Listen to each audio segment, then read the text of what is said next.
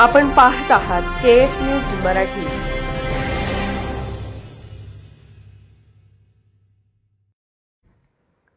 माडगेळमधील motor दुकानाच्या चोरीचा तपास करा। माडगेळमधील दुकान मालकासह ग्रामस्थांची मागणी।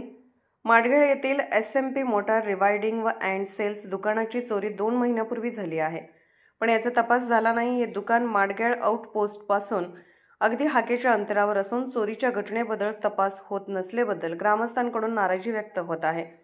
या चोरीच्या घटनेनंतर वेगवेगळ्या ठिकाणी चोरी झाली, त्या 5 दुकानात चोरी तपास लागत नसल्याने ग्रामस्थातून नाराजी व्यक्त होत असून याचा तपास करून पोलिसांनी माडगेळ ग्रामस्थांचे नुकसान थांबवावे। यावेळी बोलताना SMP मोटार रिवायडिंग अँड सेल्सचे मालक मल्लिकार्जुन कोरे काय म्हणाले ते पाहूया। नमस्ते, ನನ್ನ ಹೆಸರು ಮಲ್ಲಿಕಾರ್ಜುನ್ ಅರ್ಜುನ್ ಕೋರೆ। ನಮ್ದು SMP motor sales and service motor ಅಂಗಡಿ ಇದ್ರೆ ನಮ್ದು 7/7/2025 ಈ ದಿವಸ ನಮ್ದು ರಾತ್ರಿ ಅಂಗಡಿ ಕಳ್ತನ ಆಯ್ತು।